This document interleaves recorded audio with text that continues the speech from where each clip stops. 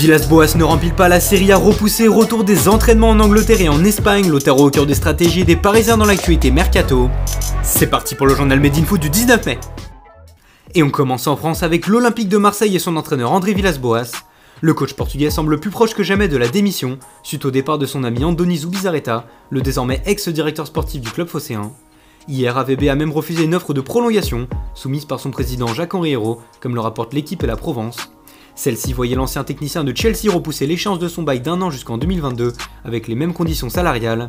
Toujours chez lui à Porto, Villas-Boas n'envisage plus son avenir à l'OM au vu de la situation. Hier, Zubizarreta a officialisé à la commanderie son départ, en réglant les dernières conditions de résiliation de son bras droit Albert Valentin. En grande difficulté économiquement et ciblé par l'UEFA pour non-respect du fair play financier, les Olympiens seront bien plus actifs sur les ventes que sur les arrivées, malgré la qualification en Ligue des Champions. Une autre raison pour André Villas-Boas de ne pas séjourner une saison de plus, dans le sud de la France. On passe en Italie où les virologues et scientifiques semblent unanimes sur la situation du football, faites-les jouer relaie le Corriere dello Sport. Pourtant la Serie A ne reprendra pas comme prévu le 13 juin.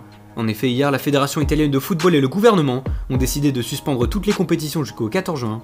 Le championnat ne pourra donc que revoir le jour une semaine plus tard. Le Calcio essaie donc de se raccrocher à cette date pour espérer reprendre. Depuis 2 semaines désormais, les équipes continuent à s'entraîner sur des sessions individuelles, en attendant que le protocole du ministre des Sports Vincenzo Spadafora, permettant un retour des séances collectives, soit validé par le comité technique scientifique.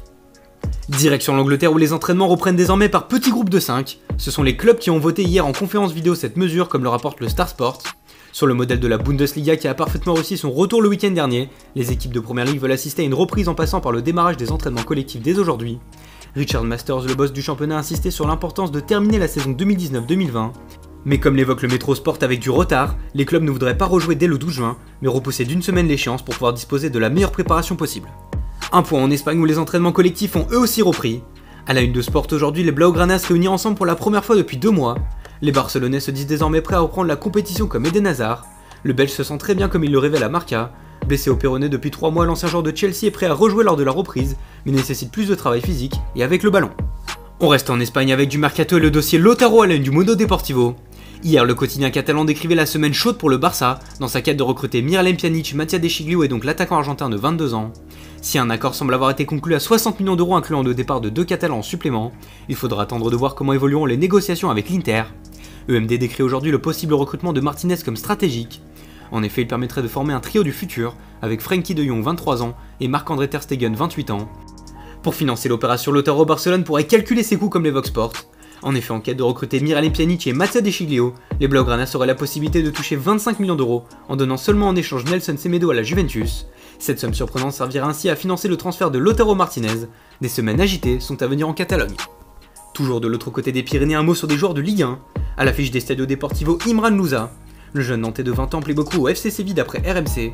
Également sur les tablettes du Milan AC et de l'Olympique Lyonnais selon Ouest France, le milieu de terrain français ne s'en ira pas en dessous de 10 millions d'euros. Prix divisé par 2 en revanche pour Amari Traoré courtisé par les 2 Séville à en croire l'équipe. Le Rennais est déjà dans le viseur du PSG mais aurait donc une belle cote en Andalousie. Son départ se précise cet été. Autre défenseur visé, Layvin Kurzawa. Et alors qu'il apparaissait dans le viseur d'Arsenal, l'Inter de Milan, Séville ou encore Fenerbahçe, le Parisien pourrait rebondir en Espagne. En effet, comme l'indique Marca dans ses colonnes, l'international français aurait une belle cote à l'Atlético Madrid pour faire de la concurrence à Renan Lodi. Autre joueur libre, Edinson Cavani, lui aussi courtisé par l'Atlético Madrid. L'Uruguayen, déjà très courtisé par les Colchoneros, disposerait d'une autre piste, il s'agirait de l'Inter de Milan. Comme l'évoque Tuttosport, le Matador serait une option très envisageable pour remplacer un Lautaro Martinez programmé pour rejoindre Barcelone. Une information confirmée dans les colonnes de la Gazzetta dello Sport. Bientôt libre de tout contrat, Thomas Meunier dispose aussi d'un intérêt réel des Nerazzurri. Le latéral droit pourrait faire office de belle pioche pour le club lombard, mais selon l'équipe, le Belge est également désiré par le Borussia Dortmund et Tottenham. Une chose est sûre, l'avenir du latéral droit se dessine loin de Paris.